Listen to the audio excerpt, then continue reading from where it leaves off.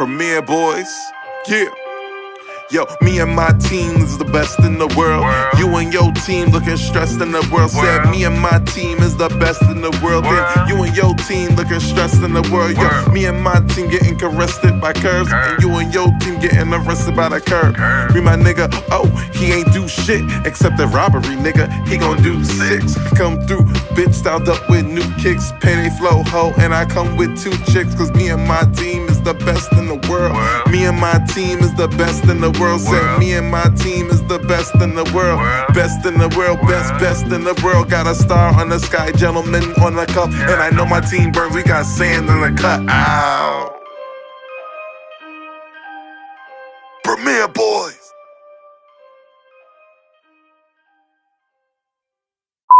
Hello, everybody. This is your boy Ken, aka MrGentleman. And what's going on? This is Aaron Stans. This is the star Roddy Rob. Long live the chief. They call me Malimal. And this episode you're about to listen to could be very offensive. Also, you might want to wear a pair of headphones while listening to this episode, as it is not safe for work. Today's episodes include discussions on sensitive topics that may evoke strong emotion. So therefore, discretion is advised. Thank you and enjoy this episode. This is Jim Uriah Starr, and you are listening to Premiere Boyz Podcast.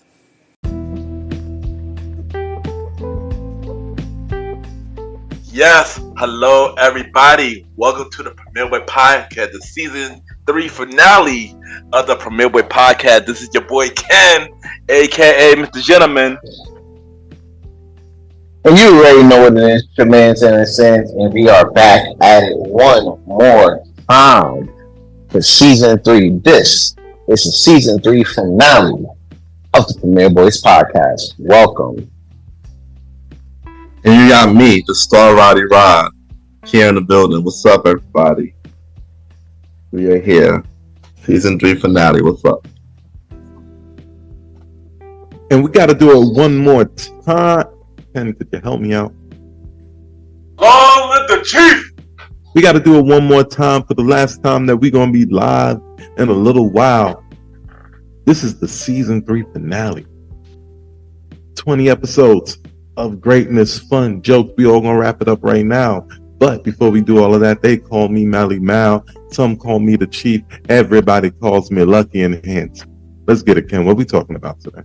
Yes, and you know, this is the season 3 finale. And we're going to talk about how we feel about the season and all our growth and everything like that on the main event topic, which is us. But before we get to that, how everybody doing today? How y'all week? We've been pretty busy, you know. I've been working, stressing, but looking forward to, you know, wrapping this week up pretty positively and getting ready for not only Labor Day weekend, but also King Talk Season 4, which I can't wait to get into at the end of the podcast. I'll get more information on that. But other than that, just checking out some shows and everything like that. I recently caught up with like the Ultimatum on Netflix, and basically, you know, you got these couples coming on the show, you know, and they got to figure out whether or not they want to get married or not. You know what I'm saying? They're trying to decide or not. But so how they find out if they're ready or not is if they date the other couples. You know what I'm saying? So you gotta date the other couples, and then you go back dating your partner and do it. You know what I'm saying? Yeah. And I want to ask real quick. You know what I'm saying, guys? Like, would you, like, you know what I'm saying, like, would you take your shorty on like an Ultimatum or a Temptation Island? Yo, I could give you 2 answers for that. 2 easy answers for that. Hell no. No for Ultimatum. No for Temptation Island. No for to Love Island. No to Love is Blind. No to The Bachelorette or The Bachelorette. Yeah, none of those. No. First of all, it's a lot of them. It's a lot. I'm aware of Love Island, Love is Blind, The Bachelor, and not a couple shows, but I was just throwing it out there just because. No, I'm not. Ken said he don't want it.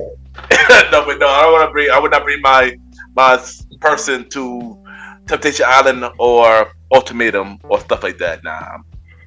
Or this other show, The Big D. There's another show that I would Hey do. yo, that's wild. No, that was the show called. That series is called The Big D. I'm dead serious. Yo, this is It's on Peacock. It's on Peacock. That's it. It's on Peacock. Hey, yeah. Of course it is. The D stand for divorce. D stand for divorce. Oh, it's divorce. It's divorce. Divorce. Okay. Get your mind out the gutter, son. Bro, you said that shit, bro. Come on, that was the show. That was the show called. I didn't make the show, son. They made me up later with USA and Peacock, son. They made that title. That's not me. That's not me. That's not me, son. Oh That's shoot, crazy. that's funny. That's funny. I wouldn't go on those shows because Oh shoot. it'd be boring for me. Be boring. I'm not stupid enough to act like the stuff I do in that moment won't be on TV in 6 months. They're just sneaking in the private room. The private room ain't the private room. It's like the champagne room. There's no sex in the champagne room. You should not have sex in the private rooms. Niggas would know. Like, oh, what are we doing? And they be really digging that shit up like, oh, it's a safe space. Don't worry, nobody's watching.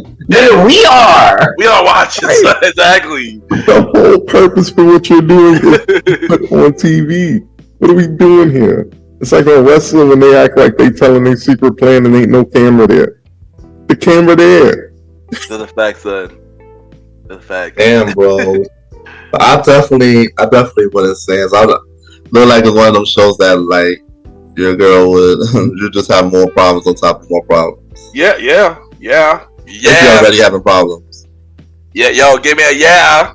Yeah. Yeah. Yeah. Yo, that's crazy though, because like I watch these shits, right? And I'm like, you know what?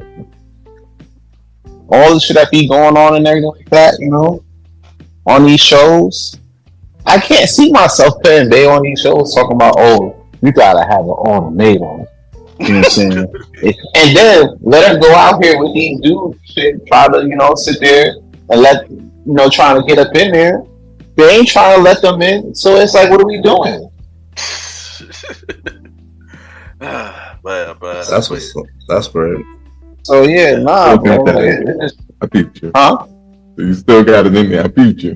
I had to pick it up though. Go out. I noticed it too, son. No comment. but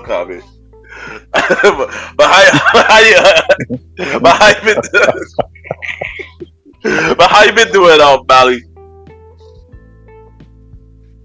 I'm feeling phenomenal. That's kind of all I got now. AJ Styles, there you go. You know, I'm sure this week, just like for anybody else, has had its ups and downs. But for the most part, you know, this is one more of those weeks of growth and discovery, like in the self-discovery process. I don't know, you know, I'll let y'all guys know, you know, over the course of the season, we just got a few different things going on. We got self-growth, we got self-care and all that stuff going on. You know, we're trying to take care of our mental, trying to take better care of our physical. We got a whole lot going on, and you know, this is one of those weeks that let you know that, and I want everybody else to hear this. Like, it's a journey. It's not like a direct path, if y'all know what I mean. Like, it's not, everything ain't gonna be linear up from the moment you decide you want your life to be better, or from the moment something changes and you have to get back to normal. But it will get back better than it was, but it won't be linear. So there are going to be times where feels like you took a step back, like going plummet in a hole, you know. But there's always that get back that next day. You understand? That's a fact. Yeah, fact. Yeah, there you go. And what about you, Roddy? How you doing? Man, I just been having bad news after bad news, bro. Now somebody tried to find me in the subway, so it's just not been good. Oh wow. Oh shit. What? Random dude said I I look like I have Down syndrome, so I was ready to box his Wow. ass.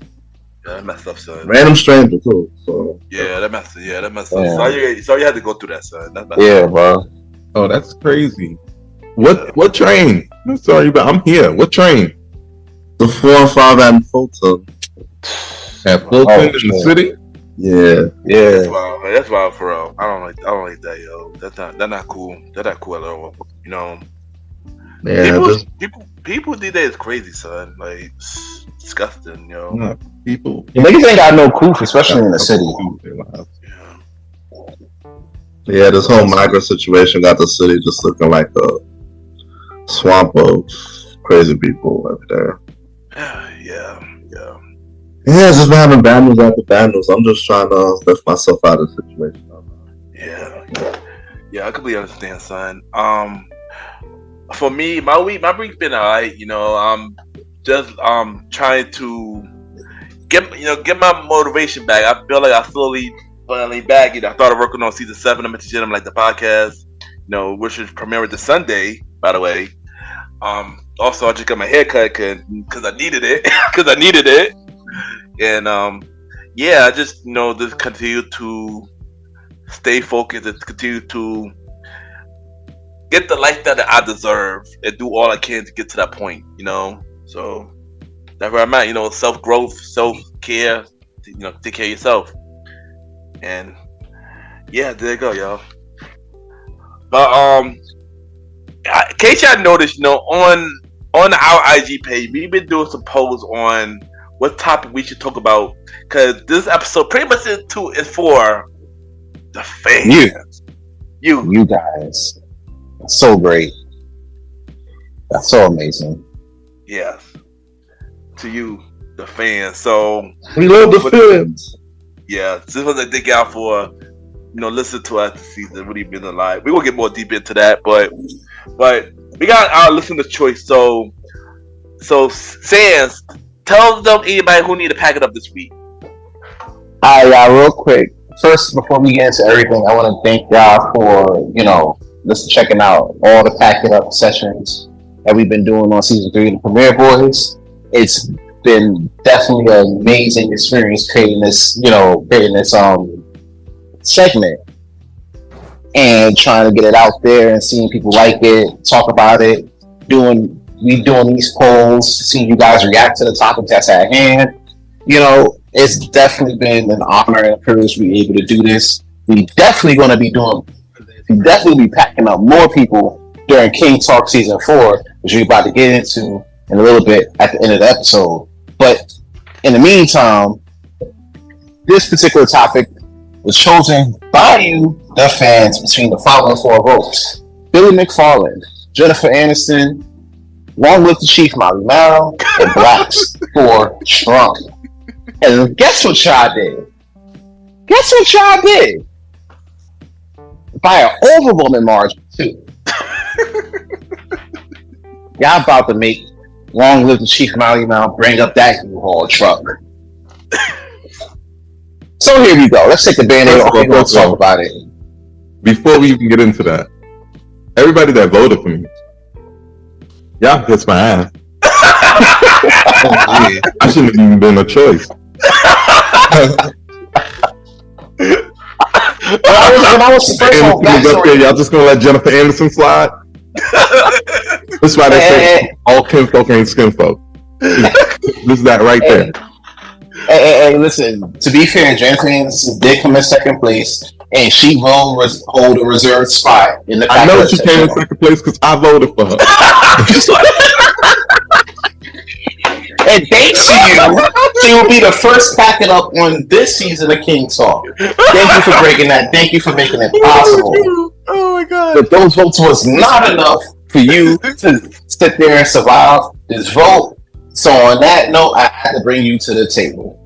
Keep in mind, for every nominee of Pack It Up this week, I had a separate Pack It Up section.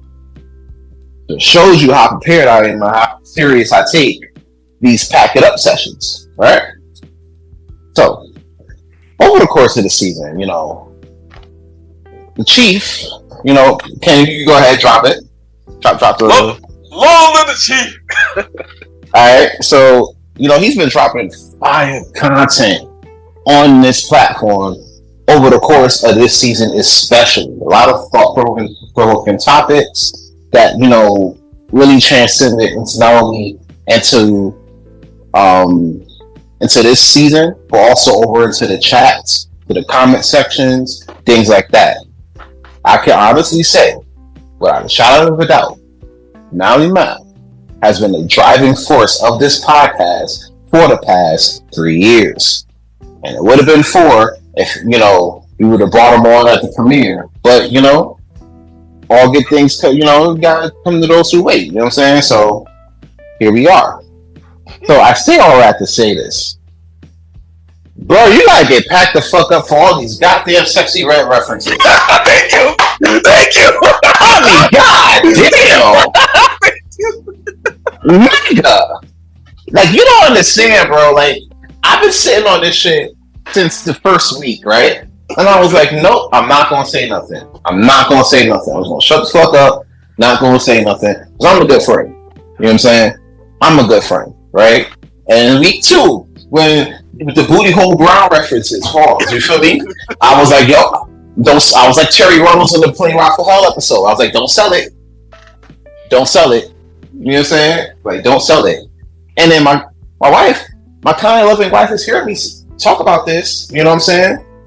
Matter of fact, no, that wasn't even that week 2. That was week 3 during the Vegas episode.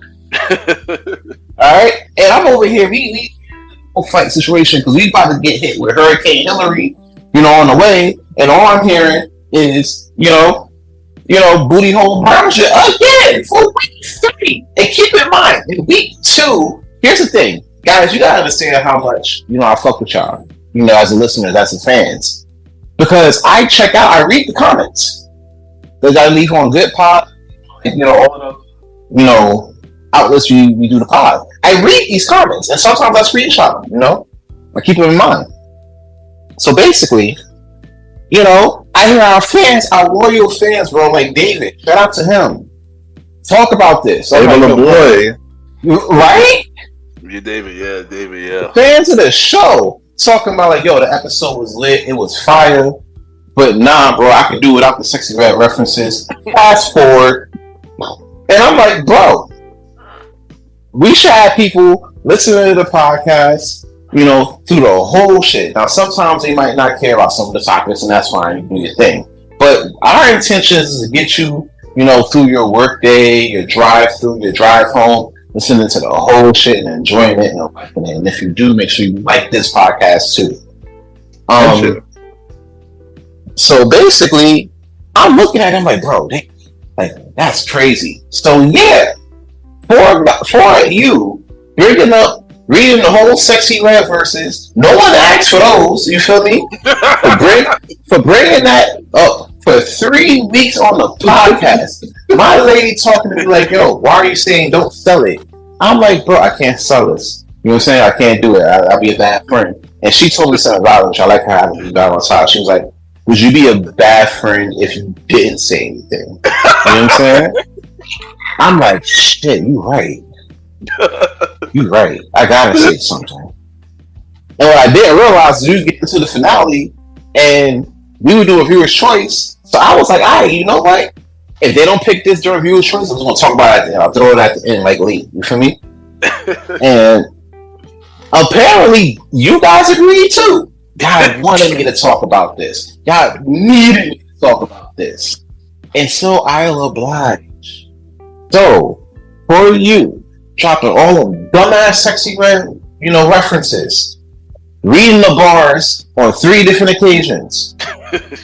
Hold up, Ken. Long live the chief. Malimal, I'm gonna need you to go. I'm gonna need you to take your ass to U-Haul.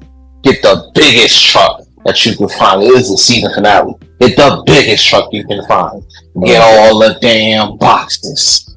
All size boxes.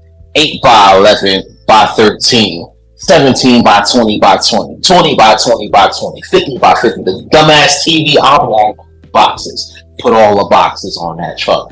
And then you drive that truck down to Atlanta. down to Atlanta. That's oddly specific. Right? Yeah. Down to Atlanta, right? Bankhead. And you get Sexy Red, right? And you take Sexy Red, them whack ass extensions, them whack ass bars, and that whack ass references, and all y'all could just get wrapped up and packed the fuck up for the end of season 3. But good work on the rest of season 3, though. You will live. I appreciate you. Well, Personally, I didn't. How I'm getting packed up for some shit I didn't do. You did that shit. Don't do it. You did that shit. You got you on tape. And I had to let y'all know what it was. This is what's out right now. Right? You didn't have to do that. This is what's out right now. Look. This is what's outside right now. I'm standing outside. I can hear the song play. She was at the BET Awards making Dr. Bobby Jones look so ashamed. Look at how people like no, and you condoned it. You condoned it by representing those bars podcast. Yo, did you just try to play her game, Molly, son? See, that's what I'm talking about. That's what I'm talking about right here. Nigga, my coochie stretched. Yeah. Come on, Molly, son. Nah, come on, nah, bro, nah. We don't need another fan. We don't need another. We don't need it. Ain't no fucking way. You see what? Guys, Roddy, go. I do what I do. Roddy, go. Roddy, go. Kim Talk season 4, September 1st. This is why I do what I do. Roddy, go. Oh, all right. So my viewer's choice was Fair Heights, City Rats, Elon Musk, and Instagram. And with the viewer's choice, that one was Instagram. So I gotta tell y'all, no, I'm not a fan. I'm sort of not a fan of the Instagram updates. No, now when you like somebody's stuff, it's like a big ass heart for some reason. Like, come on, that's just crazy. And when you message someone, they have to invite them into the message. So literally, your shit could be sitting there if you really need to hit somebody up. And it's really important. You might as well just get their number at this point, because like you have to invite them and they have to message you back. But Instagram has this thing where like if people don't really fuck with you really hard, it goes into that that weird message area where nobody sees it ever. You know what I'm talking about? The request message. Yeah, that's. I thought that was for people who not following you. I thought. Well, might be that too. Yeah, I thought it was people for the who not following you. I thought. Like, Wait. continue. Not right, that too. Might be that too. Yeah. But yeah. Also, it's like Instagram is like people could do. You could be who you want. Instagram, it could be totally fake. It's so weird. Like, just create a whole persona and create many pages you want on there. Yeah. And of course, the fact that I got in trouble sometimes because it would show that I'm online, but I definitely wasn't by my phone. And my shit would be showing green, and people are like, "Hey, why you didn't answer me?" I'm like, nigga, I was not even on my phone. Fuck. So that's why I don't like Instagram. Shout out to Instagram. That's Elon Musk too, or does somebody? No, that's Facebook's now. That's Meta. Meta. What's that? Yeah, Meta. Got WhatsApp. Instagram, Facebook. Twin. Threads is like it's failing right now. Threads. I mean, Threads look weird as hell. Niggas like X better. Oh my god. Nah, because Threads look weird as shit though. Like it's really just trying to be like. I be trying with it. I mean, I be seeing a lot of people try it, but yeah, I'm be just on it every here and there. I still be on X. So yeah. I'm saying Twitter. I be on Twitter. I hold off on that damn update until my phone forced me to do it. I be on Twitter. On X, sound like we all on porn sites together. Welcome to X. Hey, yo. I will give it to you. Yo. Generation X. What does Elon Musk do on the X now? Elon X. Well, I'm wondering what happened to that's why weird though, because you know what I'm saying, like you want you need fight civil rights. Yeah, well, what happened to that cage fight they put to do Elon and Mark? I don't know. Them niggas was training though. I thought There ain't no updates on it. a lie. At all. No updates at all, son. No updates at all. Yo, Chief. Oh, What you about to say? I'm saying. Oh no. Nothing. The Chief. It's your turn, bro. Either way, we're doing that. Well, what y'all was going to hear was in honor of Wembley Stadium today, selling out 80,000 plus tickets, big shows, all that type of stuff. It still looks hilarious when you take a step back and look at everything. Like I was cracking up at the Big Show and Jeff Jarrett segment, but that's not what we're here to talk about.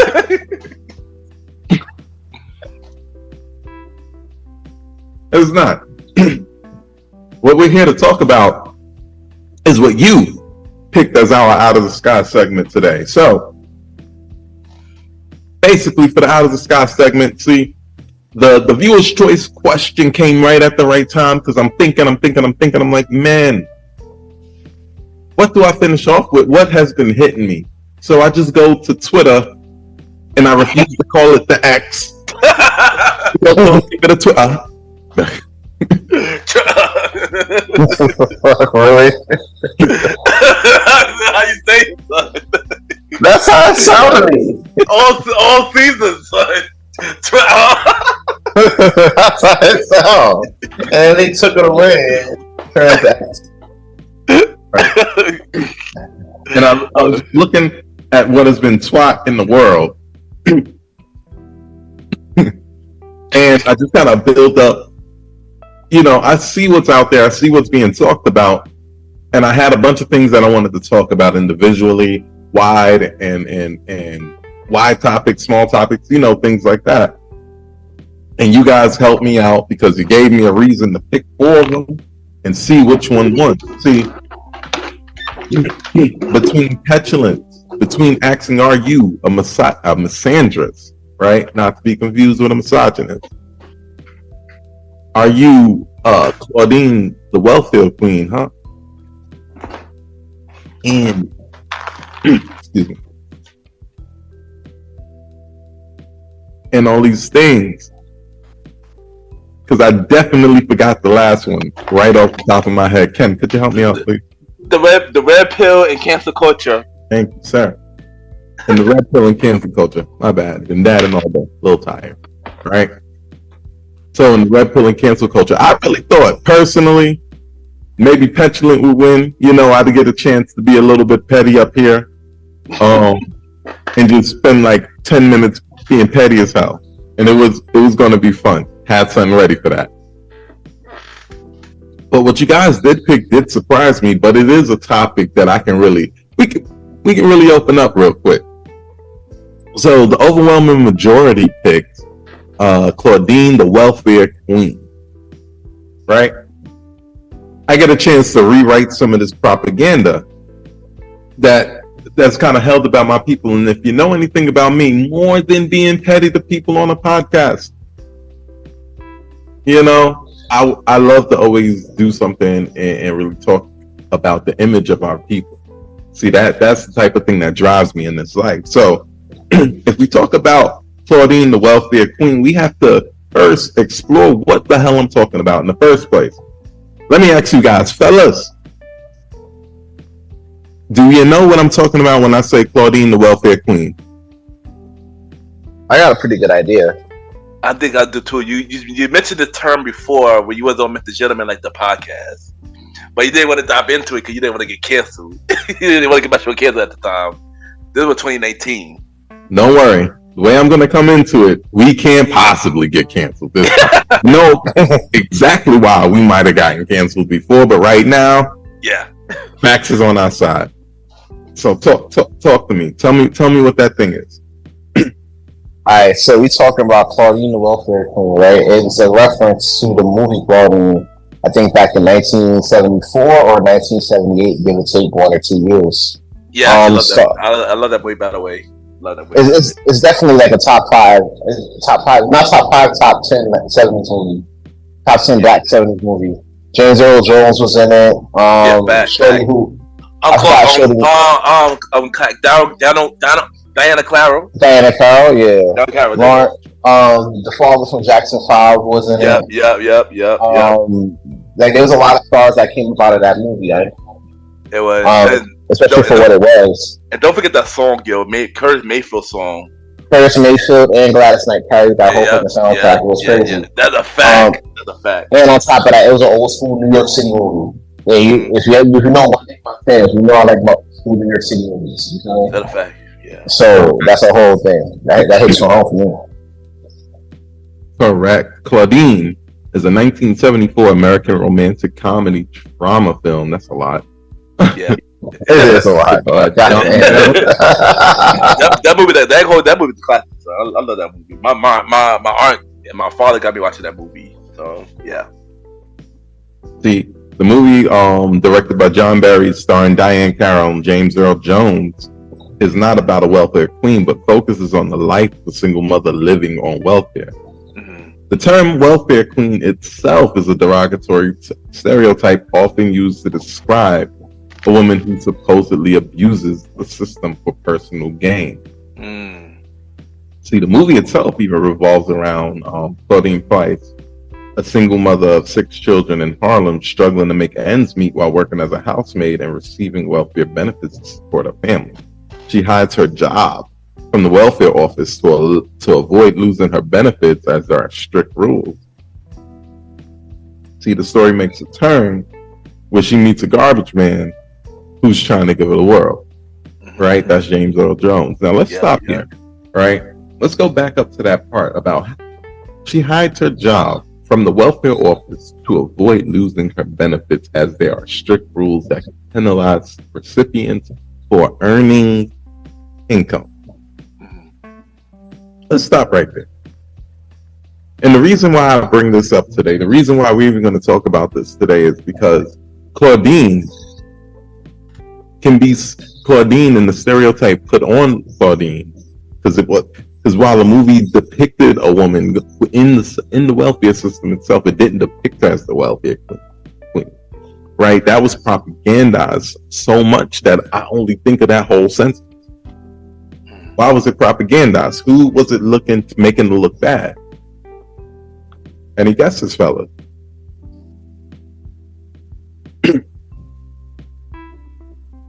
Who would that movie make look bad? Come on, starts with a black, ends with a woman.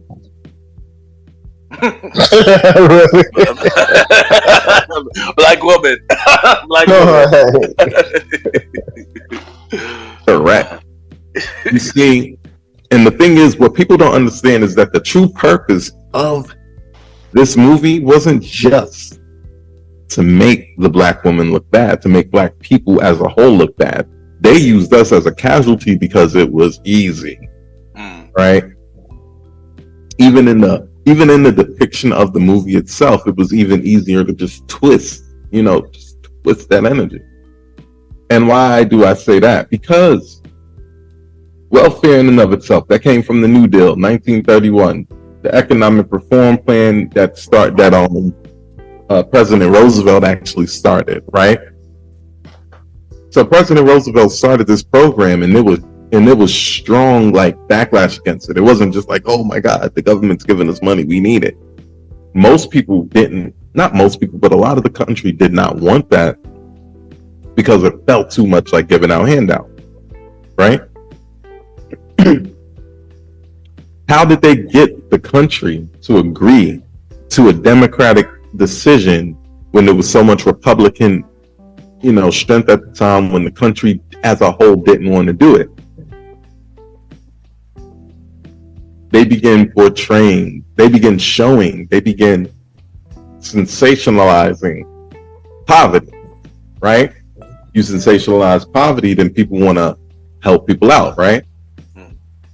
So they sensationalize poverty, but guess whose face they used to sensationalize this poverty this time? It wasn't Claudine. It wasn't a black woman. Their skin was not our color skin. They were using white people, right? So any propagandization, anything like that, they would use white people in order to help you visualize who was hurt, who was hungry, who was poor, so that the government coming together and using your tax money to give it back to the people felt like a good idea. Correct? I say all that to say this.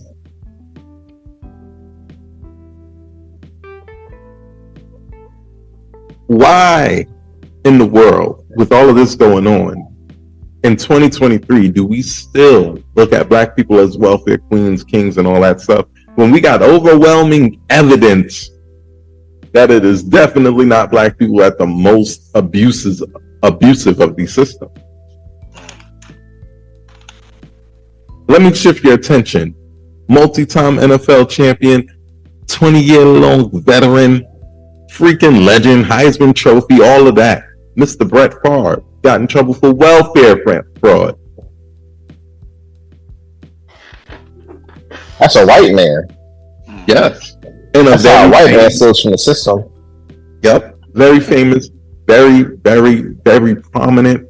And we all know he should be at least rich. Multiple homes, stuff he can sell. He's on welfare. Let's shift your attention to Ted DiBiase, both senior and junior. So this makes me laugh. What was Ted DiBiase Senior's tag name in wrestling? That man was $1 million man. The motherfucking $1 million man. Yeah. He man had his own belt. Yeah. What was the belt name? The $1 million belt. Him and his son about to go to jail for welfare fraud in Missouri. Dang. Yeah, that's what paid for the $1 million belt. They got him on welfare. Ring. Right? Missouri is one of the poorest states in the entire country. And they're getting the money out of it with some people who are actually in that state struggling, but still part of the infrastructure can't. But who's still Claudine the welfare queen? It's crazy. There are regularly, actually, like when I say regularly, definitely more than once, but cabals of Jewish families arrested for this. Mugshots, TV, all that. So you can't say I'm just making it up to be miserable towards them. This is the God's honest truth.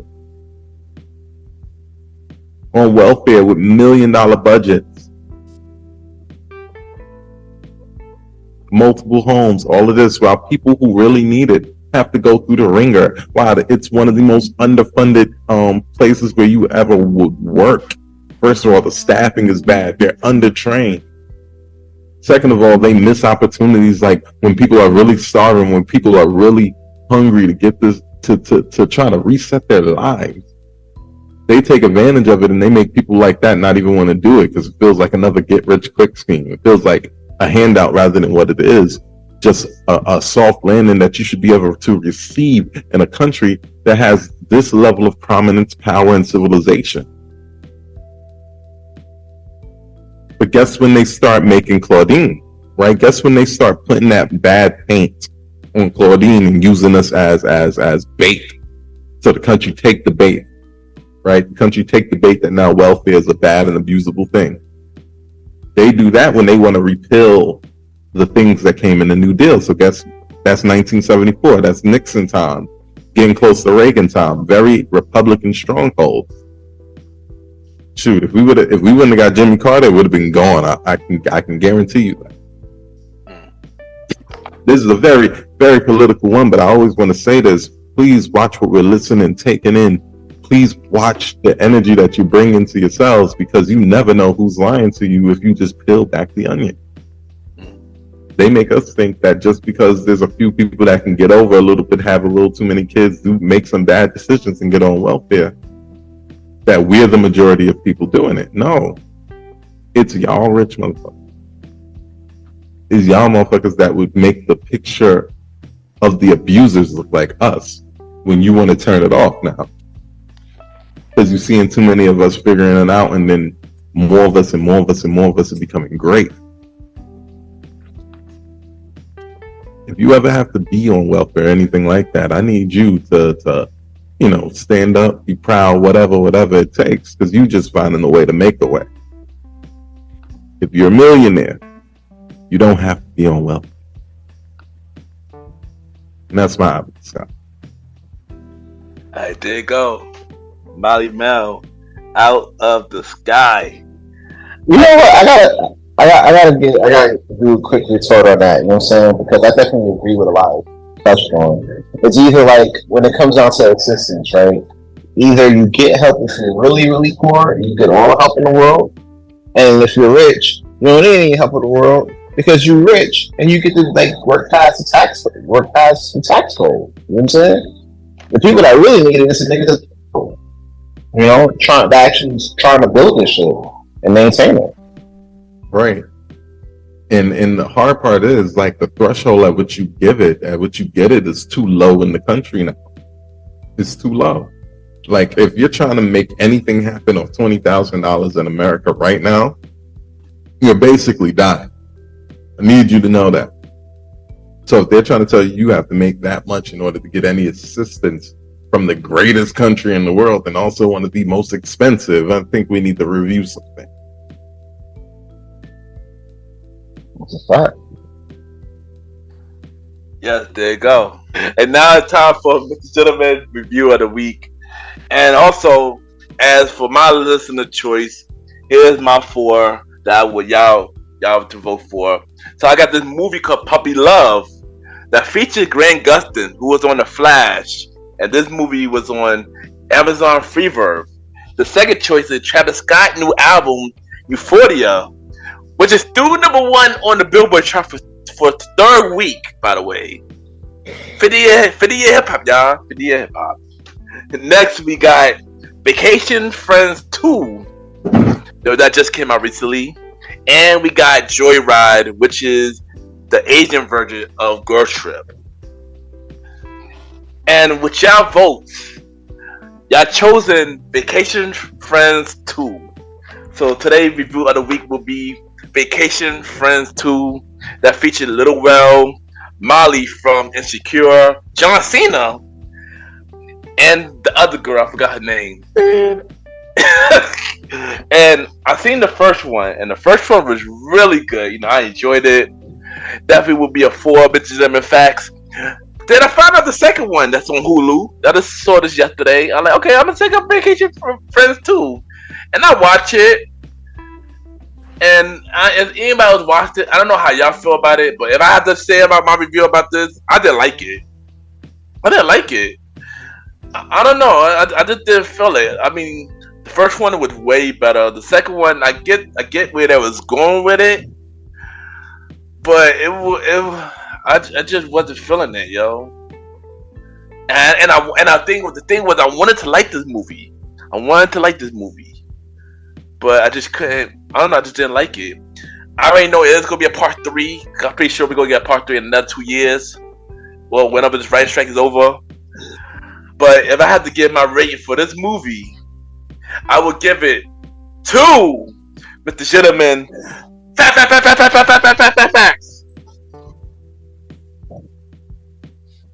Fast facts. And that is today, Mr. Gentleman Review of the Week. Now it's time for What's in Your Headphones.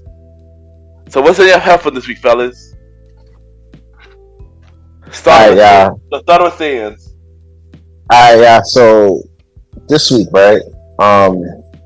Like most of you guys, and we're gonna get into the single. I was waiting for that Drake album.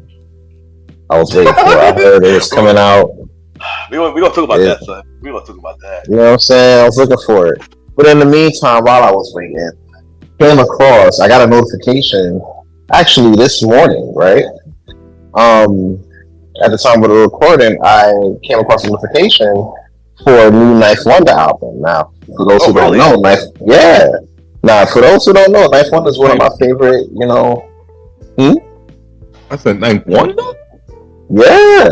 I didn't know he came out with a new album.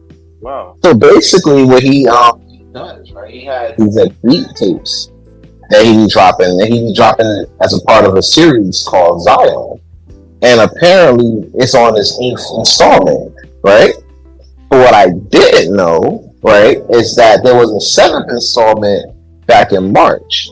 He usually drop these during like the Christmas season, so to see it twice in 1 year is kind of like, wow, okay. So whenever he drops a new Zion tape, right, it's pleasing because it gets him back to my like producer phase. You know what I'm saying? And I don't want to say it's a phase, but you know, it's a thing. The thing about it, guys, think about it. You know what I'm saying? So, yeah, you know what I'm saying? Like, that's kind of a thing. So today, you know, I've just been listening to Zion 7, and the last song, I have it on my Spotify here. Oh shit, hold on. Give me a second. Make sure I like the podcast while I do this real quick, guys. And the last one was called Take a Look Jam. And he does a lot of samples with this one. And I want to find out which one this came from. It's my first time hearing it. You know, so when I find that out, I'm definitely going to be talking about that on King Talk Season 4. But yeah, that's what's in my headphones at this current time. Dope. Roddy, what about you, yo? Man, I went back to my regular, you know, old school R&B and stuff, listening to some John B, listening to some Brandy, you know. Trying to check out Burna Boy album this week a little bit. Sort of okay. What do you think about it? It's okay. Not too big on him as an artist, but he's okay to me. You know, listen to some Total, some throwback Bad Boy joints, because he got that verses coming up, and that's it. There you go. Molly, what about you, yo? Listen, what's been in my headphones? This one is the guy my boy put me on. Shout out to CJ. A guy called Cochise. That's how you say it, right? It's one of the more newer things, one of the more modern things. Listen, I normally suggest y'all music where, you know, you gotta sit down, you gotta think about it, dissect it. You're gonna find you a triple entendre, double entendre. This ain't that. This is far from that. Cochise, you can do Turn It Up. That's probably my favorite joint right now. If you want to just sit down and just vibe out, rock out, you know, have a good little party dance vibe in the modern day, and that's all that the music is about, listen to a little bit of Cochise. It's fun, easy to get into. You ain't got to be the biggest thug in the world to understand what he's saying. It's mostly just get high and dance. Love that. And gotta give it up to two wrestling themes that just crossed my mind today. I watched the All In pre-show. Big Show new theme, really good. Like it. MJF Adam Cole combined theme, best thing in AEW, period. It's fire. Like the fire. Fire. Even if you're not a wrestling fan, you can listen to it for 30 seconds and think like, yo, this would be fire if somebody else had a verse on this, you know, somebody normal. Like a rap. And that's what's in my headphone.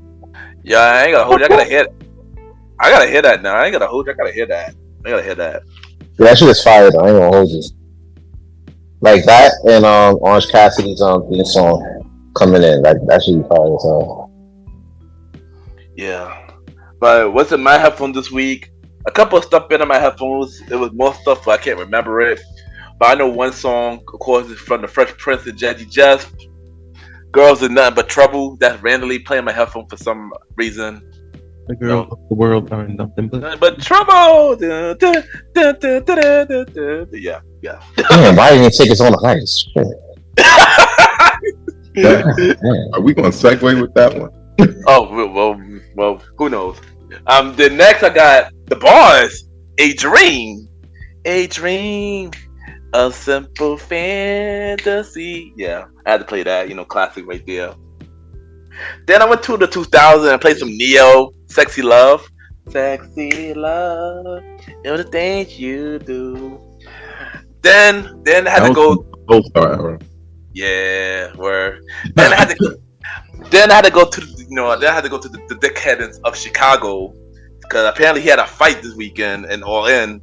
We got CM Punk theme song, Living Color, Close Up Personality. That was in my head for some reason. So I had to play that song. So yeah, and that's what's in my headphone this week. I was just talking about this in the pre-talk. It's not an AEW pay-per-view. I got CM Punk fighting backstage. That's a fact, yo. 80,000 people going to get the news that they come for. I promise you, it's all the work. Yeah, that's a fact, yo. But yo, before we all the work, Jack Perry got beat up. Yeah, but before we get to the prequel, I meant to do this at the beginning of the show, but I kind of moved it here. So we got some announcement, recipes announcement. First thing first, recipes to the legendary Bob Barker, who was the host of The Price Is Right. How y'all feel about Bob Barker? That was a tough one, man. I woke up, I think it was Saturday morning, and I got the news like, oh, wow, the passing at 99. First of all, I didn't even know he was 99. So a lot of people on Facebook were talking about he was only kept it under $1 without going up. And I thought that was wild and crazy. But it was facts because he was 99. Yeah. So, you can't go wrong with that. Bob Barker was a staple, right, of staying home during a sick day. You know what I'm saying? Yeah. So that's really what it was. He made sure your pets were spayed and neutered. You know what I'm saying?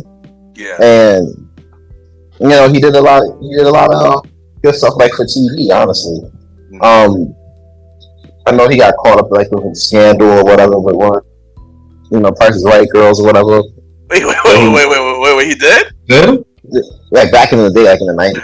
I never heard. This is my first time hearing about this. First time hearing it too, bro. My first time too, not Bob. Bob, bro. Bob was out here. But he beat the case for us, so that was lit. And he was still able to do great things for Price is Right. Shout out to Jim Carrey, who's carrying the show right now. Like, he's a new guy. For fact, he's been carrying it for how long? He been doing it for like almost 15 years. Yeah, how long? Yeah, like 15 years. Blue Bob. He been doing that shit for a minute though. For a minute, it was for a minute. Yeah, it was for a minute. Because Bob Barker hasn't been on.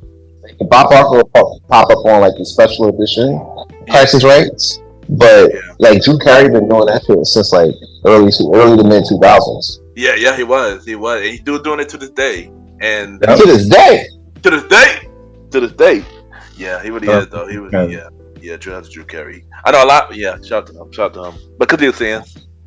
Yeah, so I just want to send condolences to the family, and remember, guys, you always gotta make sure your pets are spayed and neutered. You feel me? So there you go. Yeah. I'm not gonna hold you. I would watch The Price is Right when I was growing up. Watching it with my grandfather and stuff like that. So Bob Barker, played a big part in my childhood. So hearing about his death was, really sad. But he did live a long life, 99 years old. That is, amazing. And rest in peace to the legendary Bob Barker. Rest in peace to Bob Barker, man. That was crazy too. Like he was definitely a long time host. Price is Right. I definitely used to watch him when I was little as well. And he was one point away from 1 year away from being 100. Yeah. That's an accomplishment. So not a lot of people live that long at all. Yeah. Definitely. Really got to see 100 years. Like he didn't get to the date of, because this would have been his 100th year. Yeah. But at the same time, he was he was great in what he did. He did his time. And he just put smiles on our faces. My favorite Raw guest host, far and away. Oh yeah. Far and away. He got the snuff Chavo Guerrero. It was great. And I just really want to say condolences to him and his family. Even though 99 is like, damn, you lived it up. You did your thing if you make it to 99. It still don't matter when, your loved ones lose you, because they could have had you till 1,000 and they would have been happy. Yeah. So definitely always want to give condolences to the family. Yeah. And recipe to Bob Barker. Also, the wrestling community hit really hard with these two losses that I'm just about to mention. One of them is with the legendary Terry Funk, and the second one is Bray Wyatt. How y'all feel about that? Oh man, it was rough, man. I heard Terry Funk died, which is crazy. I just got finished watching him on Dark Side of the Ring, talking about Onita, and to find out that news, I was like, damn, that's crazy. Terry Funk died, but he lived a long life. He had a long his career, WWE Hall of Famer, innovator of like hardcore. People talk about Mick Foley and everything like that, but you got guys like you wouldn't have Mick Foley or Edge or a Perk Angle, any of them boys. You know what I'm saying? You wouldn't have, ECW really. Yeah. That whole concept without him. You know what I'm saying? This man competed in like exploding barbed wire matches, bro, in Japan. So it's crazy. Like you don't see niggas doing that shit today because everybody's watching out for their health, and rightfully so. You know what I'm saying? Like that's why I can understand why the Terry Funk heart. Yep. You say that again? They tried to do that in AEW. It didn't work out. Oh yeah, Yeah. You can't do it. You can't replicate shit like that. That's greatness for better and for worse. You know what I'm saying? But that's like a whole thing, But yeah, when I heard that was crazy. Like, so I want to send rest in peace to Terry Funk, send condolences to the family, all that good stuff. You know what I'm saying? Shout out to what he did. Thank you, Terry. Thank you. Yeah. Very Chainsaw Charlie. Definitely like a hardcore icon, a hardcore legend.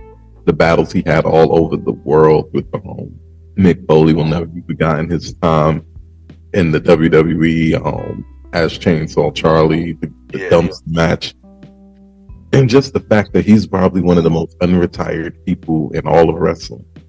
Wrestling up deep into his 70s. Yeah. Keep retiring and just coming back. But he never had a real, truly bad showing. Just a much harder, hardcore, just a hard, gritty man. And I hope his family gets some solid. Yeah, I agree. Keep his family in our prayers. Rest in peace, Terry Funk. I knew about Terry Funk. I didn't know too heavy about Terry Funk, but I knew him more of his later years. Yeah, but you did lost a legend. So rest in peace to Terry Funk. And now this second one, this one was really hard to believe. Bray Wyatt. How y'all feel about Bray Wyatt? Well, I ain't gonna hold y'all. That came out of left field for me. You know what I'm saying? Like, I was looking forward to a Terry Funk tribute, when I came home that night, because it happened the day before, and then next thing you know, I'm on the train, and I find out that Bray Wyatt passed away, and I'm like, bro, that's not true. Yeah. I ain't gonna hold you, I thought that was a rumor. And then I'm here. Okay? I said I did too, instantly. I know, me too. Oh, like this is sick. People are sick out here. They're really saying Bray Wyatt died. And then I go I watch YouTube on the train ride back. So basically, I seen a lot of like the wrestling pods that I listen to that have like a YouTube channel or whatever, and I see them breaking the story. You know what I'm saying? I saw Sean Ross Sapp, shout out to him. Yeah. Break the story on the whole passing of Bray Wyatt. You know what I'm saying? So it was kind of when I seen that and I see everybody talking about it, I was like, yo, this is serious. Like, this is real. You know what I'm saying? And all I did, right? I ain't gonna hold y'all. I haven't done it since Eddie. Honestly, I haven't done that since Chris, before I found out everything happened. I shed a couple tears, man. Yeah. I did, because Vance was 36. You know what I'm saying? He was still active. Son, you just see him. Oh, continue, son. Continue. We just seen him at the Rumble. Yeah. Dark with at his dark match with LA Knight. LA Knight. Yeah. You know what I'm saying? Like, that was kind of the thing. He was supposed to fight Bobby Lashley at Mania, but he had the health shit going on. You know what I'm saying? Yeah. And it reminded me of Roddy, because the similar shit happened to him over in AEW. Yeah, that's a fact. Yeah, it really was the same thing. You know what I'm saying? He was supposed to have a feud, I think, with Kobe. Yeah. Just random took him out. 38 he was, and Bray was 36. Son, I'm a week older than Bray. I just turned 35. My sister, God rest her soul, passed away at 36. Yeah. Like, that's tough. It's one thing when you live your life and it comes to like a Bob Barker or a Terry Funk, you know what I'm saying? Because you lived a full life. This man, like, I can't say the best work that I've seen where I came from the Fiend, because I was expecting so much more. I mean, yeah, exactly. And we'll never know. And like, we'll never know, and it's so sad. That shit broke my heart this week. I'm not gonna lie. Condolences out to his family too, and rest in peace. It's just his family. He has 4 children that he left behind. Just almost in a blink. 4 children, a wife. Shout out to JoJo. And like, for somebody to, and remember, he comes from a whole family. That's IRS. Yeah. Mm-hmm. Believe. The Rotunda family. Yeah. And, you know, for something like that to just happen randomly, especially when he hadn't even peaked yet. Yeah. Like, we haven't even seen Bray Wyatt. Like, Bray Wyatt in all his forms have been around so long, and you still haven't seen him in his peak yet, because he just became 36. Yeah. So like, just for things to go this way, you know, you never want to see that happen. You never do, whether you like what the character had going on or not, right? Yeah. You gotta respect the person behind the character, right? Like, what he did with that, he took the supernatural character and went in the only direction he wanted to go into. And when I tell you, like, even though I'm not even a fan of the spooky wooky wrestling thing, because it's just trying to put a hat on the hat to me. When I tell you, he had so many things that had me engaged, like that last Inferno match. Him and Randy Orton, they took full advantage of the fact that we didn't have people because it was during the pandemic. And we got to see Randy Orton RKO a man that was on fire. Yeah, that was so fucking cool. I ain't gonna hold you. Right. But that only happens in the mind of Bray Wyatt. So does everything get its proper finality? No. But when the moments, that's what Bray Wyatt was about. Those moments, those instances that you can't take back, like the Fiend debuting and automatically trying to murder and literally murder Finn Balor. Yeah. You know what I'm saying? So all the machinations in his mind, whether you love it or hate it, it has changed the way that somebody's going to look at professional wrestling, which means in the next 10, 20 years, we're going to see some stuff we've never seen before. And that person's going to be like, yeah, I took inspiration from Thunder. Yeah. Bray Riot. Geez, I ain't gonna hold you. This one hurt. I ain't gonna lie. I found out. Sam posted in the chat, and we were talking about the episode, and Sam was like, "Rest in peace to Bray Wyatt." And I was like, "Yo, stop lying." And he was like, "No, I'm dead serious." And then I see the tweet from Triple H, and I was like, "Dang, yo, like I agree with y'all. He haven't fully peaked, yo, and that would hurt the most because we were all looking forward to his return. He was, we know he was dealing with a sickness, but then he was doing better, and then we hearing this, and then this really broke my heart, really sad. I really was a fan of Bray Wyatt, from him and the Riot family to his solo career to the Fiend and stuff like that.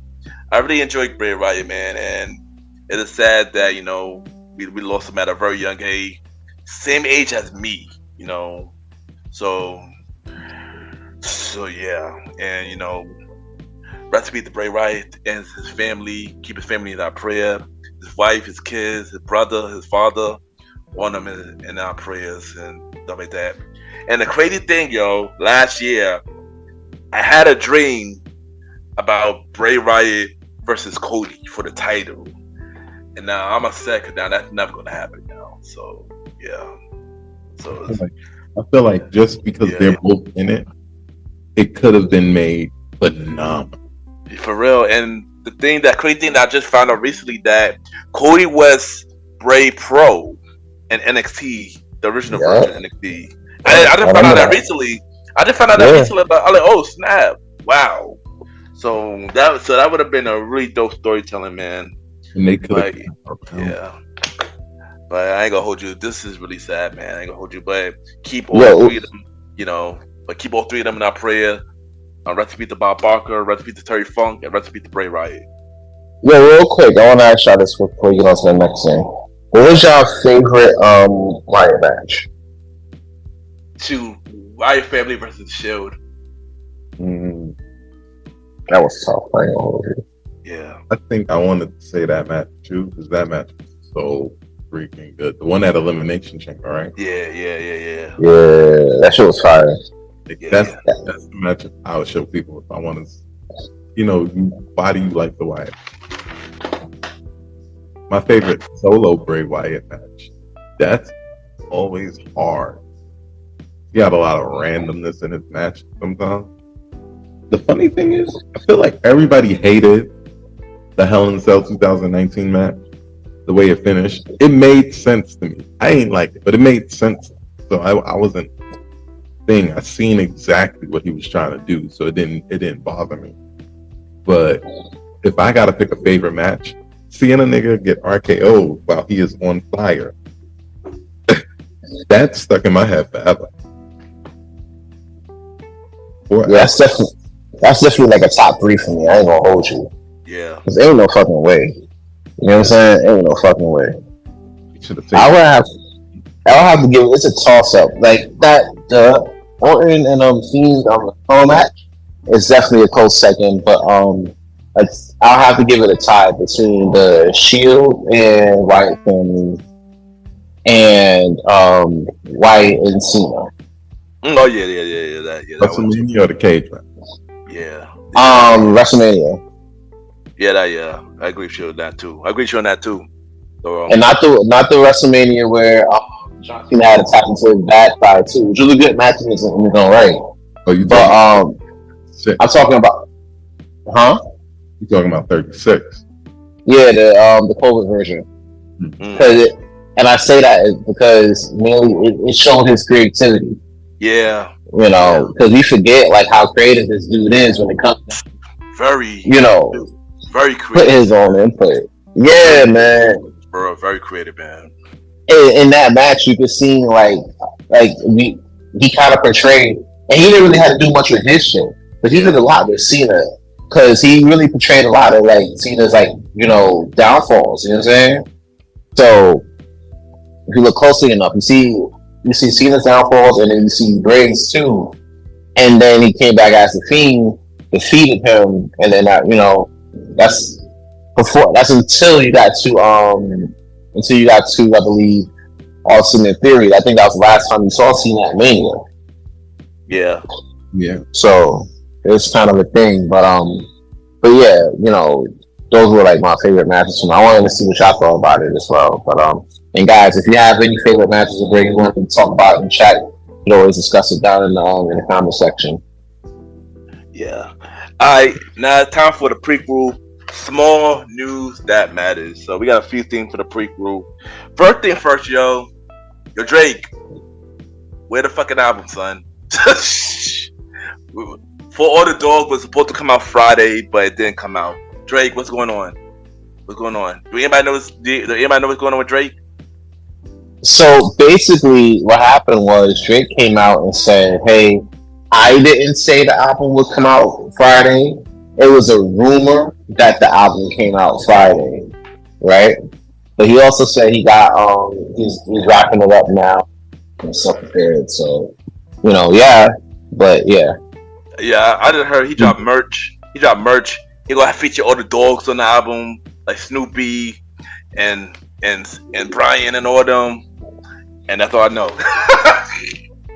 Well, let's just say he's trying to put on the finishing touches, and he want to bring out better sounding quality work. That's probably why he's holding off on releasing it. Yeah, I heard that the album is coming out in September, from what I heard now. Early September. No! Is it me, or is like all the veterans coming back in September? So we've been saying that for the last couple episodes that all of the veterans coming back between September and to the end of the year. Yeah. So that's the third veteran I heard with an album drop. Alright, next, but there's a couple people coming out with albums. Next we got Diddy. He got a new album called Love the Album, Off the Grid, coming out September 15th. How y'all feel about this album, Off the Grid? I don't know. They be coming back with like a couple, right? I don't know. I thought his last one was his last one, but you know, I guess he got another one in him. But shout out to him for that. You know, what I will say is okay to living the truth. So living the truth, and that's all I'm gonna say about that. You know, cause this album gonna feature Gotta Move On. Oh, we gotta move on. That song saying hurt so much. And the other song he got on Act Bad? On this, huh? No. Act Bad? Oh, damn. No, that's City Girl. That's City Girl, son. That's City Girl. No, it's a song. It was another song that Diddy came out with. It's a song too. Go on. No, but that's a City Girl, mainly a City Girl song. Act Bad is a City Girl song, yeah. But come up with the Love album is supposed to be an R&B album, from what I heard. Oh, got it. Yeah, it's another song that Diddy came out with recently. Off that, I think it's called Hotel something. I don't know. Hotel something. Hotel 112. I don't know. Yo, Roddy, how do you feel about this album that coming out? You looking forward to it? I'm looking forward to it. I just think that he's gonna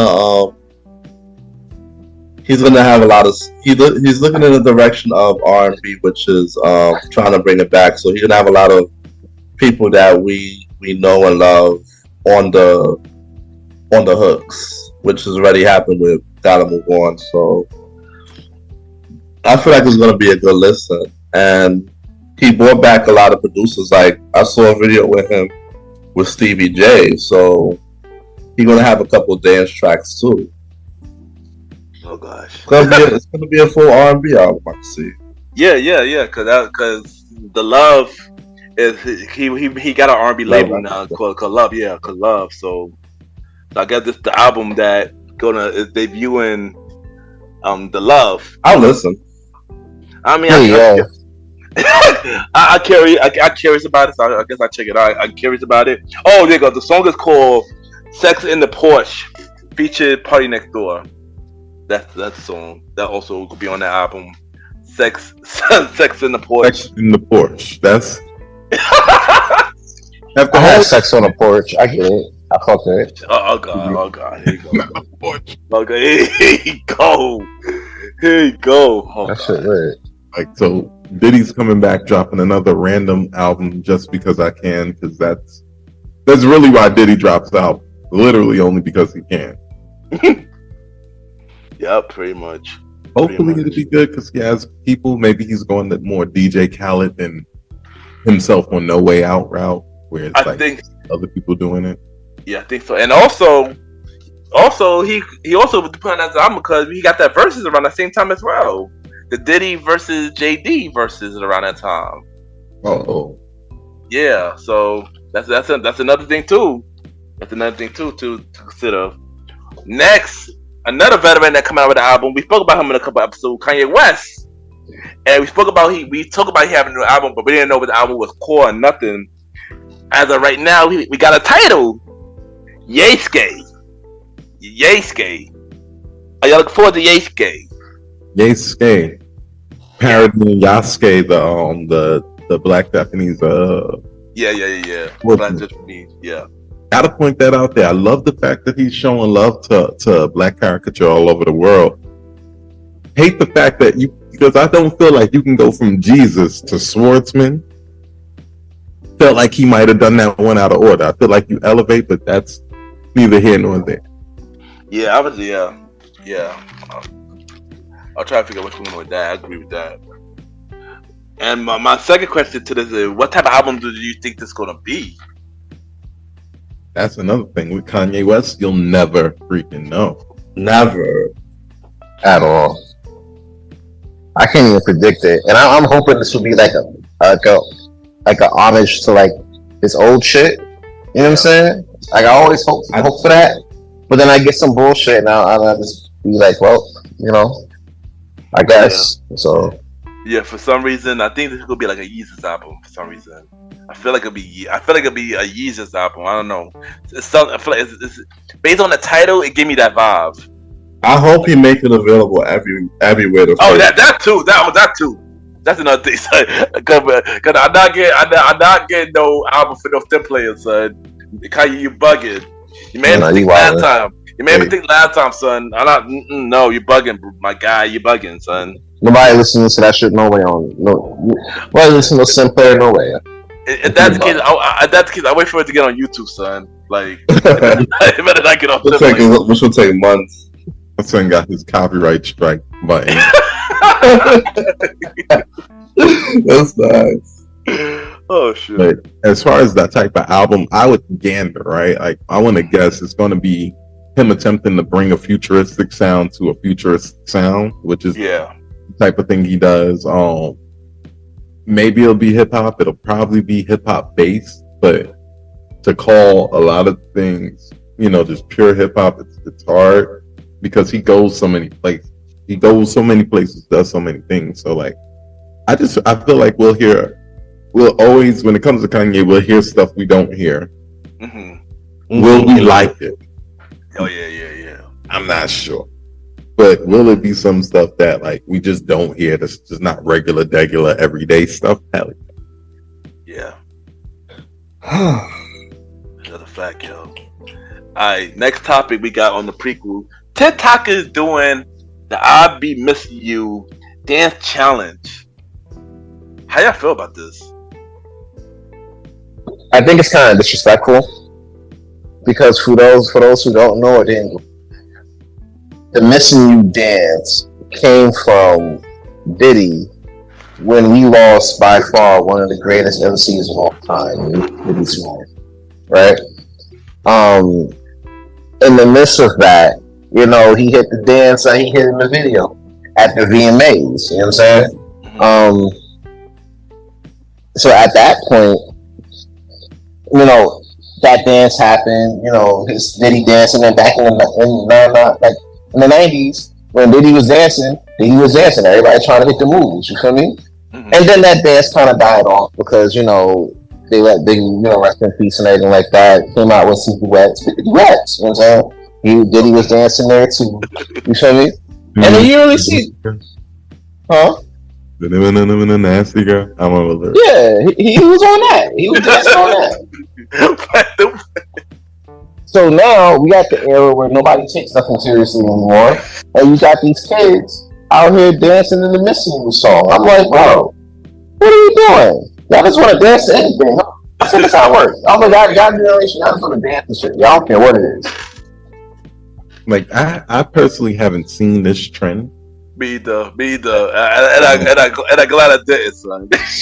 I hear. Here's the thing, and I don't want to sound like that guy, but if you seen Diddy dancing to that song, Muted, would you not think it would just be a fun thing to dance along to? Like the Diddy Bop, be real, like that was his serious Diddy Bop. That was like the praise dance version of his Diddy Bop. And I think we respect. Oh God! And I gotta listen to that song now, Diddy Bop. Yo, You gotta see the dance to that shit. Oh, I was watching it this week, and I don't know. I feel like it's not this. I feel like they're just taking any and every little freaking song and making a TikTok to it. Like this is not even a song that really needs to be. What you gonna? Somebody gonna? That's like somebody gonna play this shit in the street, and then somebody gonna be dancing, and watch some little kids dance to it in the middle of freaking Utica or some shit. Like, come on. I agree. This is kind of disrespectful, son. Why would you make a challenge over a tribute song? That's weird. Well, if they can make it over a tribute song, they can make it over a freaking pop song from 2006 and 2007. I bet you. I'm pretty sure they already done. I'm pretty sure they already done that, son. I'm pretty sure they already done that, son. You did an Adele song? I wouldn't be surprised they do. have them. They would. I'm playing devil's advocate. Wow. Is it in bad taste? Yes. But is the song a song that you could dance to? Shoot. I mean, the beat is The beat you could dance to, yeah. So, Come on, bro. Like we all call the greatest, and this is him showing his his vibes, and then y'all just want to take it as, oh, let's just dance to it. Look at me. Like, yo. I'm gonna feel bad for people listening to the podcast. They're gonna listen to it. They're gonna take the idea of Adele. They're gonna put on a hello, and then they're gonna make a dance out of hello. So I don't know how they're gonna work, but and they're not It even doesn't have to be hello. It could have been rolling in the deep. But then, bro, They did that one too. or payment. oh yeah, that's it. Who knows? Who knows? What I'm trying to say is, they just taking the dance to everything, man. I mean, the kids are getting to know these songs, but they're not getting to know it in a genuine way to me. I mean, I wouldn't be surprised, but I mean, which probably would be a good thing. The song would be back on the charts, so the Billboard charts after this. I guess. Of course it is, because look at Miguel's shirt there. Look at Miguel. Look at Miguel. Look at Chris Brown. Look at The Weeknd. All those songs. Weeknd die for you, right? Yeah. All those songs got back on the Billboard charts, and got surfaced in 2023 because of TikTok. And that's what I'm trying to tell you. It's not the worst thing in the world, because all that means is more money, hopefully, for the Letter Wallets. 1, 2, more notoriety for a song that represents one of the greatest of all time. Yeah. And 3, once again, that song, nigga, I danced to it. Boom, there it is, right there. It wasn't. Can you imagine they mixed that in the party and they blended with some shit? That'd be crazy. Oh God. Why should they blend into some Burner Boy? Heard it. Why then they blend shit like that, and then they gonna probably blend into some Burner Boy. I believe that. Yeah, we gonna dance to that shit. I wouldn't be surprised at this point. Or WizKid, right? I can hear it coming right into Last. Oh yeah, definitely. Like Yeah, DJ would do that shit though. I wouldn't be surprised. Yo, son, y'all get all these songs famous. Y'all need to get Teddy Overload famous, son. Go get on TikTok and make that song famous, yo. I'm about to dance to it. Do it, man. Teddy Overload, do the Teddy Overload. Teddy Overload. Did we ever make a Teddy dance? No, we didn't. Nah, we never made a Teddy dance. We never made a Teddy dance. Because back then nobody was dancing. Nobody was trying to make dances. That's why. Except for you. Yeah, both was dancing. Except for you. Except for you, Sid. Except for you. The Dizzle dance. I was just trying to dance just to dance. I was just trying to dance to be famous. Everybody got dances to be famous now. That's the thing. That is true. Yeah, we did do it for fun. We did do it for fun. Shit lit for us. But I was trying to make sure I had a dance just in case I became famous. I make And- dances famous. Dances don't make me famous. There you go. Yeah. And the last thing off the prequel, we got Power Book 4 returning this Friday. How y'all feel about Power Book 4? I'll be honest with you, I gotta catch up on a few episodes of Power Book 4. But once I do, I think it's gonna be pretty lit. I can't wait to check out this next installment of Power and see where the shit goes. Yeah, I'm not gonna hold you. Power Book 4 was not the strongest power in the Power universe, but I am looking forward to see where season 2 could take us. I felt the same way about Raising Kanan, and season 2 blew out the park. So I'm hoping Force do the same thing. You know what that it is when they do that? They just know they got you a little bit. Yeah. But they'll play the longer game, take longer to set up things. Yeah. And if they do it right, it's bigger when the payoffs happen at the end of the season or the end of the show. That's a fact. That's a fact. Man, Power Book 4. I don't know. I thought it was really slow last season. Like too slow that it got boring. But I'm willing to give it another shot this time because But what they're doing, we're seeing Tommy in a different light because he's usually just a trigger finger when he was on Power. Yeah. Now they're trying to draw a storyline more around him and what he's going through. And that's probably why it's just drawing out more and stuff because you get to see not just Tommy shooting people every 5 seconds and making out with chicks, but a little bit more. Yeah. So we'll see. And you didn't never know. Remember, he passed things up with Tyreek. Hopefully, do you think we'll see a crossover with Tyreek going on Force with Braden? I mean, shit. Tyreek gonna need a new connect. Besides the fact that he's gonna have a lot more to worry about than linking up with with his uncle. You feel me? Yeah. He got to figure out how to get to how keep him off his back with him and his boy Braden. Feel me? But before things. It wouldn't hurt to have some family by your side. You know what I'm saying? Because with family by the side, you really could indeed have the whole world. Yes. And the fact that they're going to war, they might need Tommy.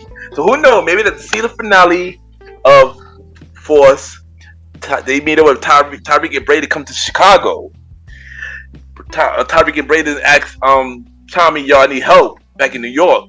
I'm at war. Can you come help me out this time? Like, for real, help me out. I really need you. And maybe Tommy come and say, yeah, he'd be in for season 4. Who knows? That would be dope again. Bring him back again, even though he wasn't in season 3. But yeah, that would be and really Blanca. dope. Yeah, there you go, Blanca. Blanca was on both shows. We're gonna find out what happened to Tommy. Exactly. So with her putting the pieces together, that's gonna be interesting because she's not going back down till she get that W. Yeah. So before we get to the main event topic, let's keep the family in Jacksonville in our prayers with what's going on out there right now. With the shooter killing black people and stuff like that. So let's keep people in Jacksonville in our prayers.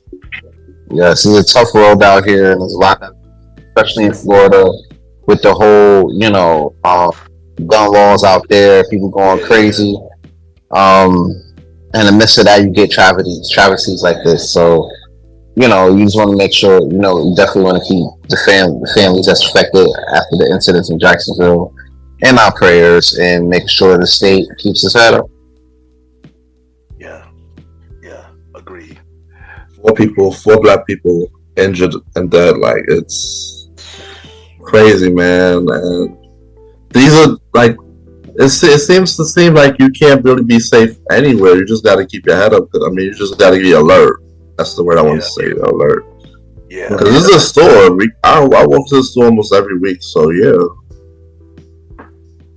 This is a Dollar General. This happened. And honestly, that could be at anybody's dollar. Honestly, here's the thing. It can be at any store, any time. And that's why I still maintain that the most dangerous person walking around the United States of America is a young, armed white man that's mad at whatever you don't know he mad about. These people are hiding these agendas and going out and taking real lives. Shut the fact, yo. And it's No, say what you think. No, I was gonna say it's terrible, and it's like it's sad that racism is still going around. We spoke about racism last episode, but it's still sad, yo. It's ridiculous. Because believe it or not, that is what this is about. So, yeah. Like, I'm still trying to see like how they know it as a hate crime, other than the fact that he just came in and only shot black people. I mean, that's pretty easy for me. I'll take that. And the crazy thing, this happened before, and it didn't happen before, like recently, in another, or maybe it's just last year, maybe in another state. Like last year, I think I know what you're talking about. Yeah. Buffalo, right? Yeah, Buffalo at the at the Tops at the at the supermarket. Yeah, and he came in the store and shot black people. Same thing. This is ridiculous now, yo. It's really ridiculous, yo. Like, can't go to the damn store and just anywhere. Jacksonville is a black place. You can't just go to the store. Every time you as a black person see a young white man walking a little funny, you're going to feel funny now. Yeah. Because automatically we will be the target. That's true. I need y'all to know, and I'm sorry for any white people who don't deserve what I'm about to say, but if you get too shifty near me and I punch you in the face, I will not issue an apology until I know you ain't got a gun. That's just straight up facts. We got to protect ourselves, our brothers and sisters. You move too shifty, I'm punching you in your shit. Nah, facts. Because you never know. Honestly, you really never know. You never know. And it's not like the made up conjecture where they feel like, oh, you walk around our neighborhoods, they're going to get robbed. Probably not, because they're afraid that you're going to litigate. Nigga, we walk around your neighborhoods. We walk too close to your neighborhoods. Your quote unquote lone wolf might come out there and just start letting off rounds that they get legally. He got the gun legally. He got all that stuff legally. But yeah, man. But let's keep the families in Jacksonville in our prayers, man. This is a terrible thing that happened. Not gonna lie, terrible thing that happened. And now time for the main event topic, the last segment of the season, and what we're gonna talk about is us. So what I'm gonna say is how y'all feel about the season, and what is your top 3 episodes this season? Well, maybe 3 or 5 episodes. Your favorite. Everybody can start first.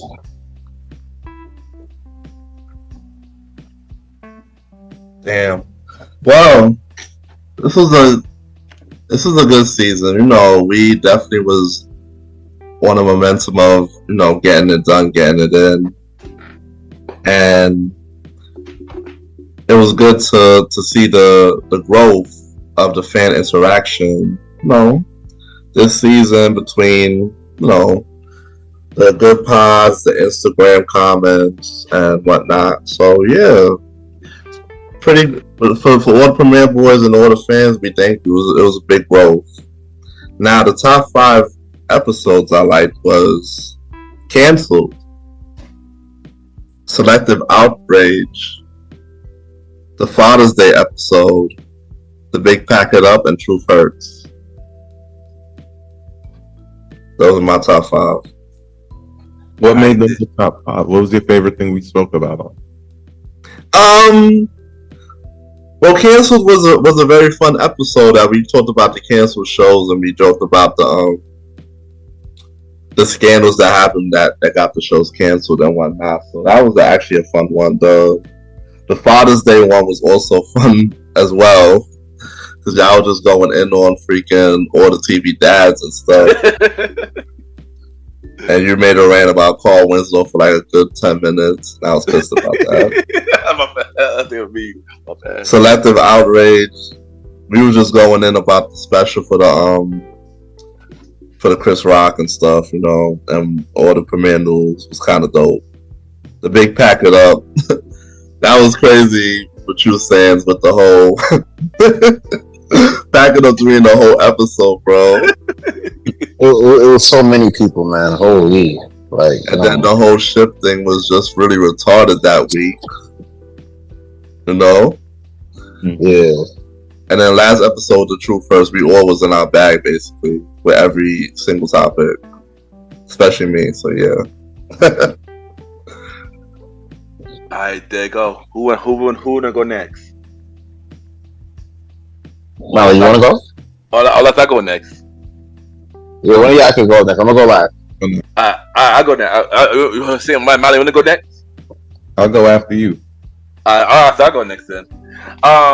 How I feel about this season? I feel like this season actually was a really great season for many reasons. Cause it gave me time to really plan my next move on when things are going on in my life.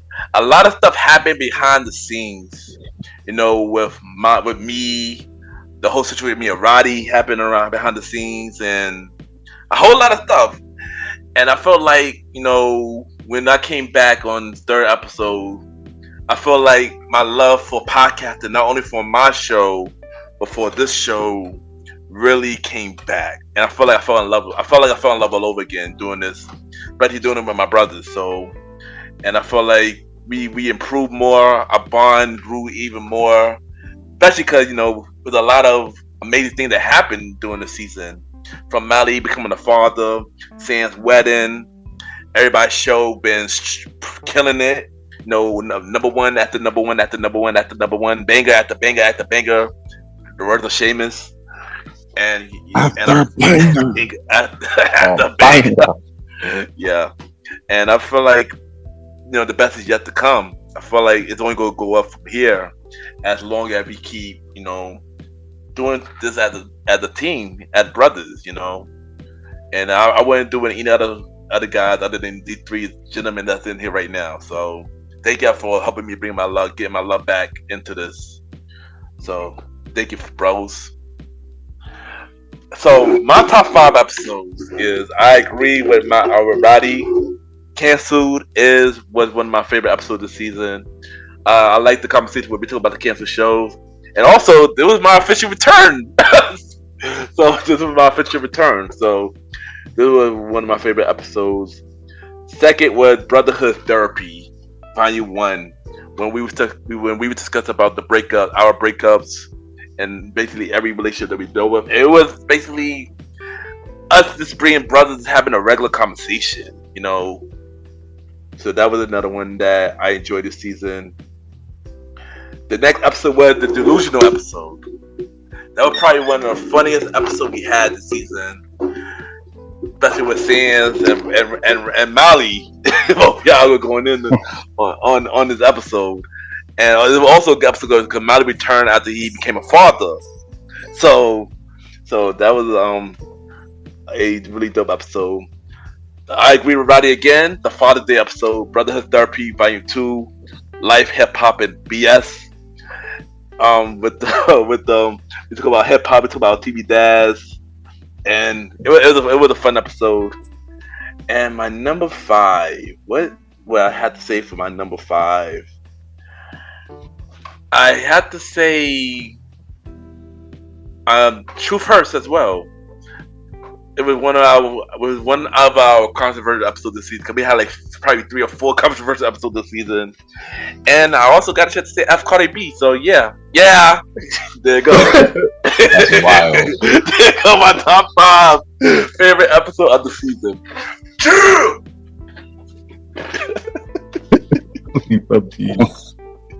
We couldn't just wait for that. Like, I really can't, son. I think I said it was 2 episodes. I said F Cardi B this season. I think that was one. I think with the TV of the Brotherhood Therapy. I think with the episode. Oh yeah, because we did the Rolling Stones that episode. Oh yeah. I had a ball. I had a ball through that episode. Next, Mally, go, Mally. All right, so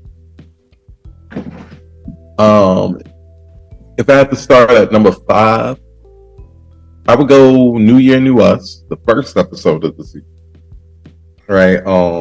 You know, we had a long break. Honestly, that one's special to me because like it was just us really vamping, coming back together, saying how life has been, and we had been through some really crazy stuff even up to that point. You understand what I'm saying? I was just going back looking at some of the things, even looking at some of the comments that get left, and just hearing the stuff and how it affects other people. It blows my mind a little bit, and I'm so grateful to be able to just sit down and have the time, space, you know, to do this with you guys once a week.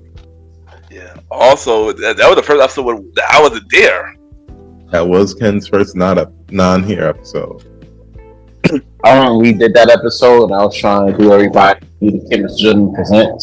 Sound like Excalibur from AEW. I remember that. I was listening like, what? You got my show as wrong. I was going through the whole shit. Like, at the end, this is, you know what I'm saying? I'm just going through it. You feel me? Like, boy, was I wrong. Oh, shit. Continue saying. Continue. I mean, Mally, my fault. Mally, continue, Mally. Give away my spotlight. Listen. Number 4 might have to be a major step back. You know, I love when we get into these, and y'all know I could talk a little bit. Yeah, so I love when we get into some of the wordier discussions. Some just give me an opportunity to shine light on topics that we don't always get to shine light on. I love those type of episodes. Number 3 would definitely have to be the Brotherhood Therapy Volume 2.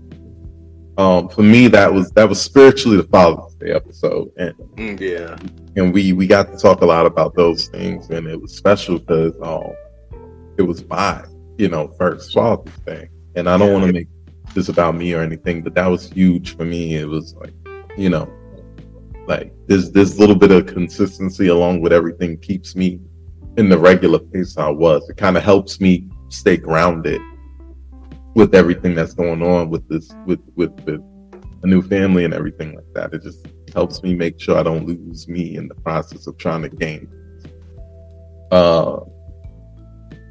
Number 2, and this one's a tough one, right? For number 2, I gotta go with Selective Outright. That was me. That was saying. That was Star. Having fun. We really got to talk about a lot of things. We got to talk about music on this episode in a way that we don't, like in ways that we didn't get to talk about it. We was sneaking back in. We were just wilding out because it was like Big Brother wasn't here. Executive. Yeah, I wasn't here. I wasn't feeling good that episode. I wasn't here for that one. I wasn't feeling good that one. And that was a fun episode. And my top number 1 episode, it was really between Truth Hurts and Delusional. I gotta go with Delusional. Had a lot of fun. I got to do the extra long Out of the Sky. The over 30 minutes Out of the Sky. That was like a preview of just a bridge. If you wanted to get a preview of the bridge, I'll just say that. The trilogy. The trilogy. Right? And I guess so, but it was fun, man. We had a bunch of fun. That was fun. That was fun. I think how did we get to do 2 segments? I think I remember because you wasn't here for the last couple of weeks because you prepared to become a father. So we gave you the segments because you deserved it. So yeah.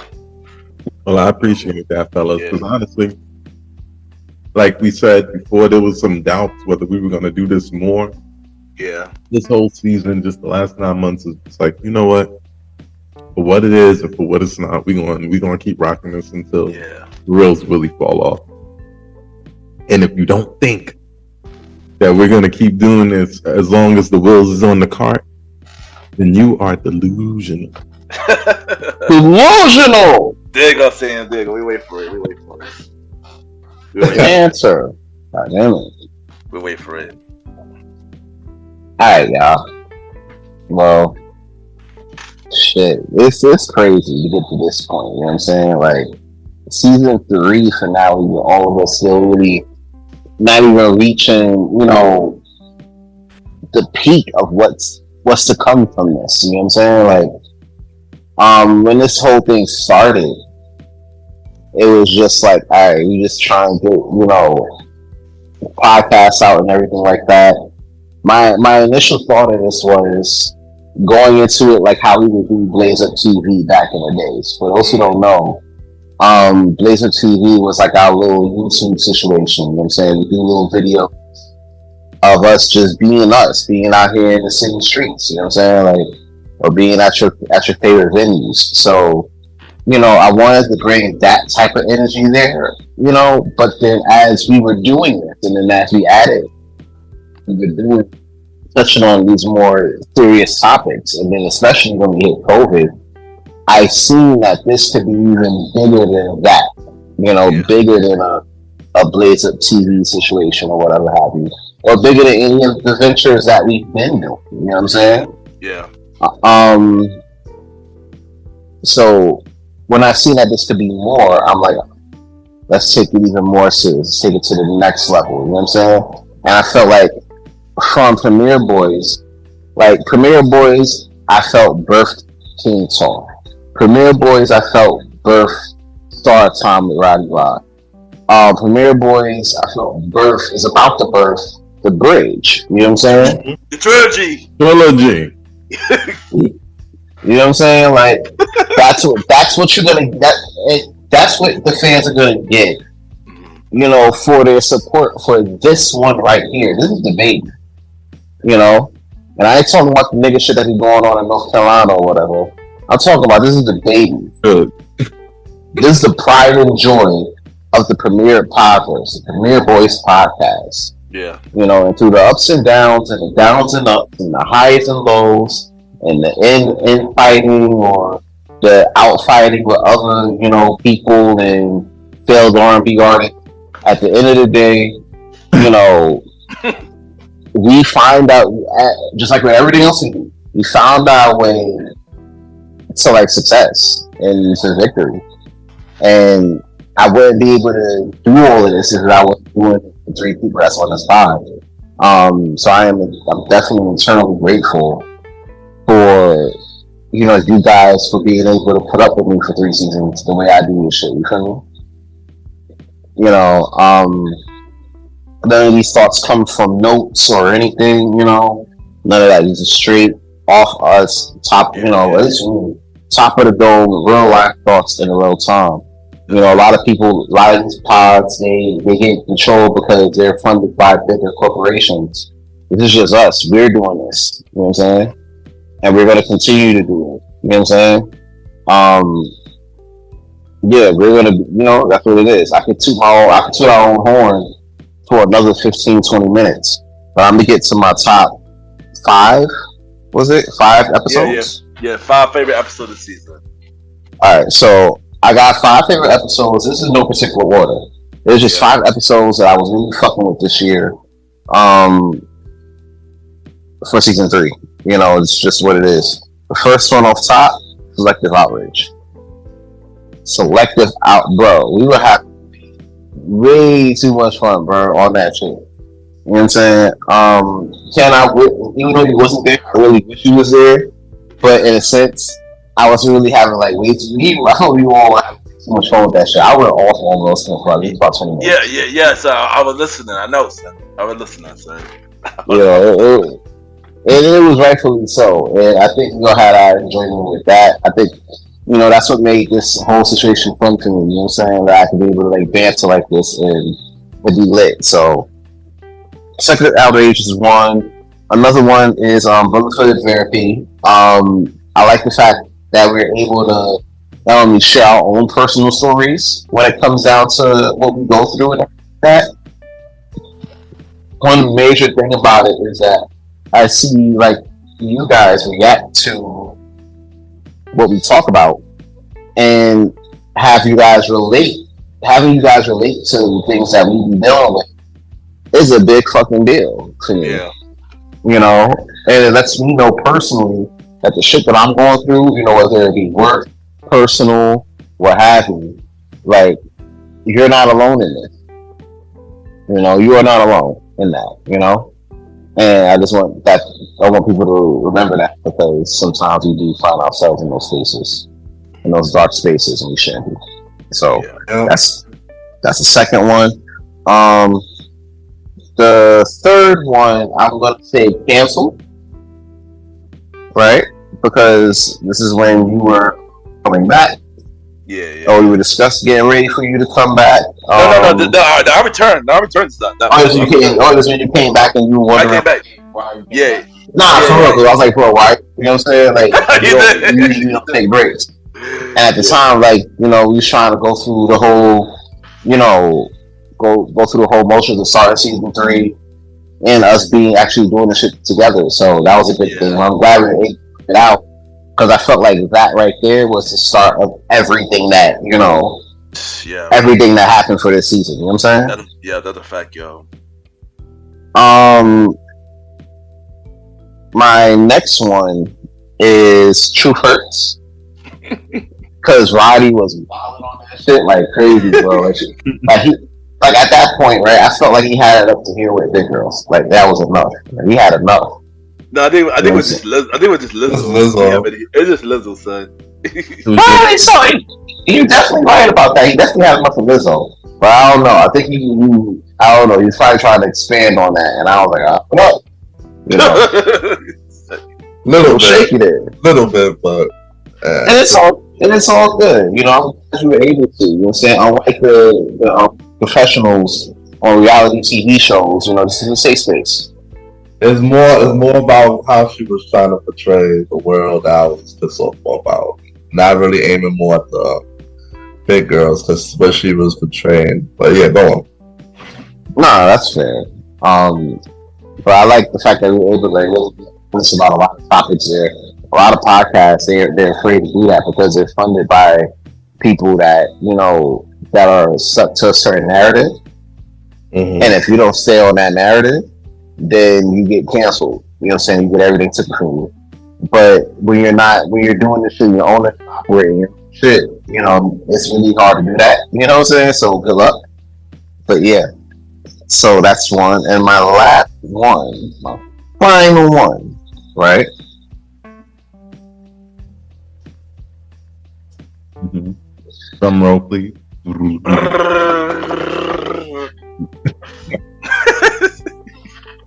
Delusional. Of course. Delusional.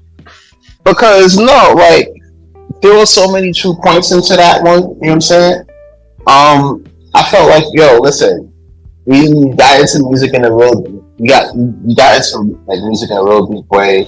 We talked about, you know, the delusional mindset. A lot of people don't address, but I'm glad that we do.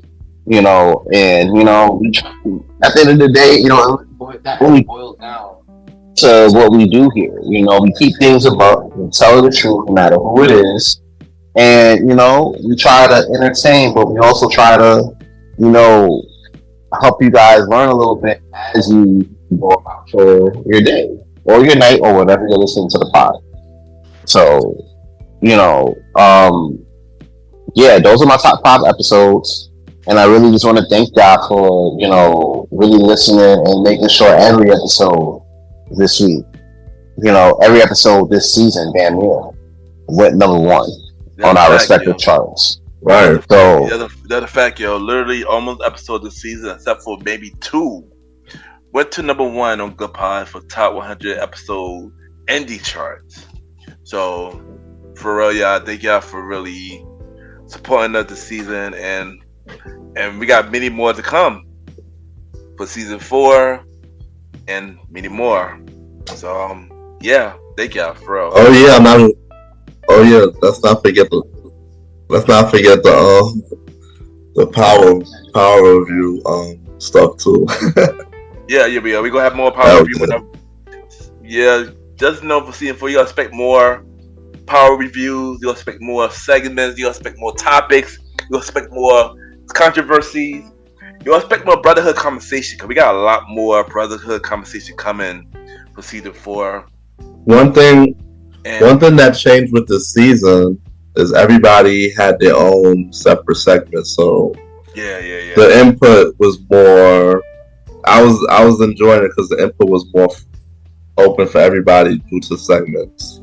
Yeah, and I wanted that for everybody. So I'm glad that it worked out, and we're gonna do more of that now. So, because honestly, the Premiere Boys is all 4 of us. So yeah. Yo, one last time, yeah. And that is the Premiere Boys podcast. Thank you, everybody, to listening and enjoying this season of Premiere Podcast. It's really been an enjoyable season. Thank you, the fans, for just supporting us. And we know, like I said, we got more to come. This is your boy Ken, aka Mr. Gentleman. Follow me on IG, Ken_Mr. Gentleman. I repeat, Ken, KEN _Mr. MR Gentleman, GENTLEMAN. Mr. Gentleman Lifestyle Podcast, Season 7 premiere this Sunday at 12 a.m. and every Sundays and every Thursdays for spin-off series Thursday, where we have shows like A Conversation About Music Podcast every first Thursday at 12 p.m. Date Night Talk Podcast with myself and Miss Vanna B every second and third Thursday at 12 p.m. and the Old School Show with myself and the Star Rider Ride every fourth Thursday at 12 p.m. Check out the website www.realmrgentlemanlifestylepodcast.com. Check out every episode, watch every video, check out all my guest appearances, buy some merch, support Mr. Gentleman Lifestyle Podcast. We see y'all in season 4.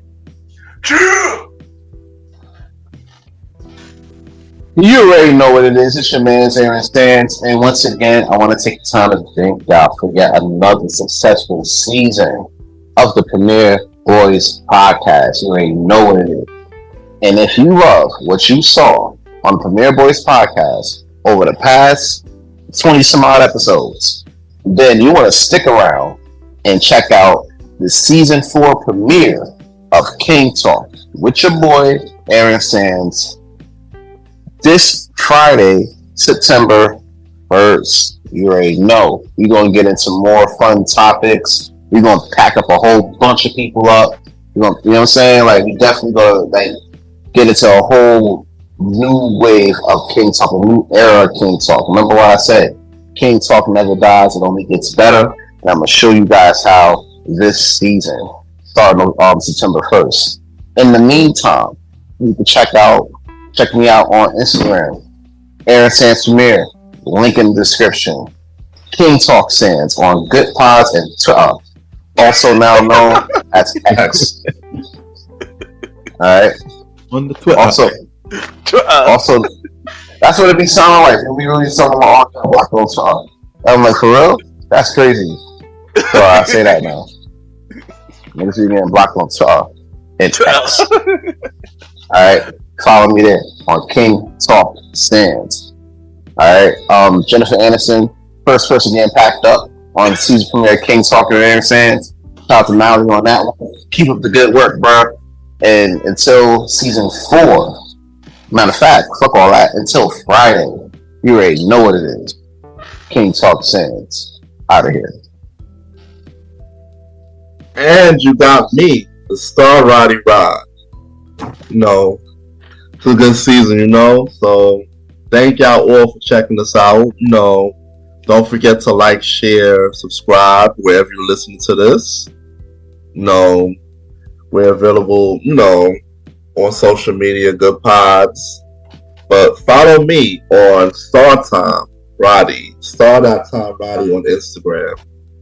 Also, Star.time podcast coming back real soon. So yeah, check me out there. Also check me out on the Old School Show with Ken, aka Mr. Gentleman. And yeah, we'll see y'all real soon, yo. Yeah. All right, one more time for the one more time, Ken. Could you help me out? Long live the chief.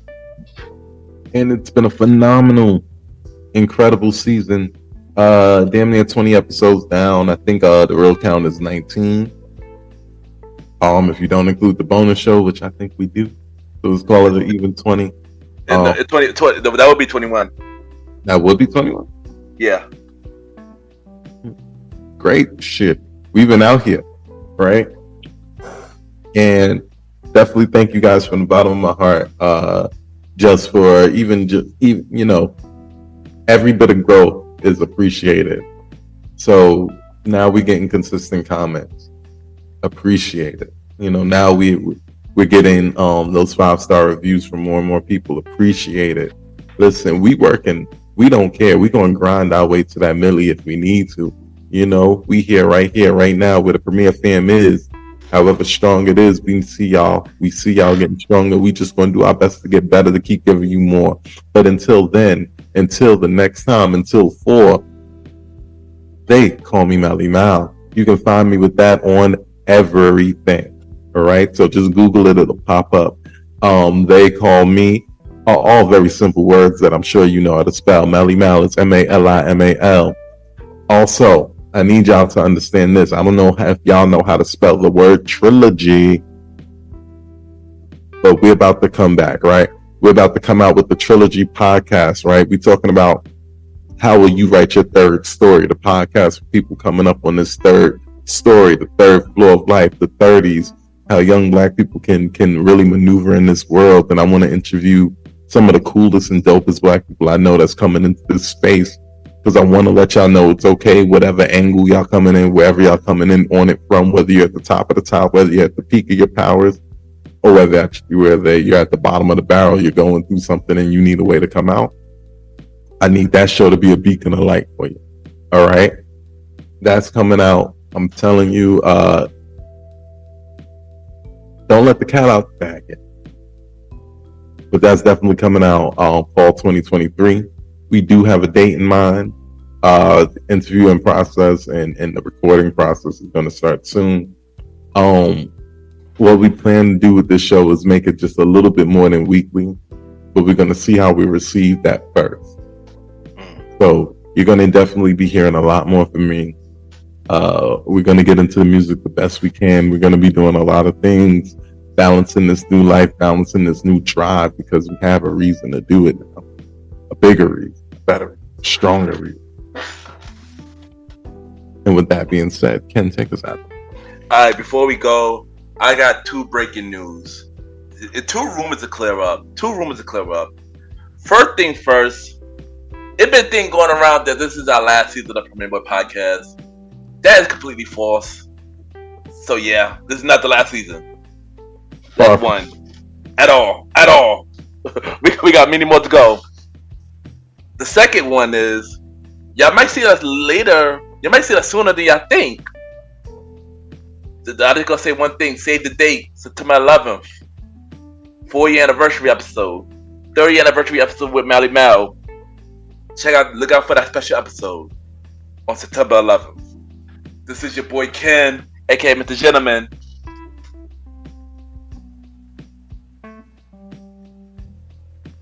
And this is your man Aaron saying, King Talk saying. It's your boy. Hey, hold on. Oh, sure. Yeah. I step away for 2 seconds, right? And see, this is why we gotta tune in and pack it up, because shit like this. Alright? This your man's Aaron Sands. We'll see you Friday. It's your boy, the Star Roddy.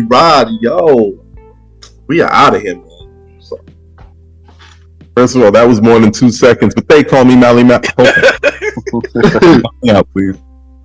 Long live the chief. They call me Malimal, and this has been season 4.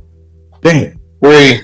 Watching this has been season 3. I knew I messed up soon as I said because I'm looking forward to season 4. We looking forward to the future around here. Let's go on this road to this Millie, guys. Let's get it. Facts. And check out our anniversary episode September 11th, and we will reveal the release date for season 4 of the Premier Boy Podcast. Yeah. Yeah. Never about to say. Yeah. Thank you for the remaining season, y'all.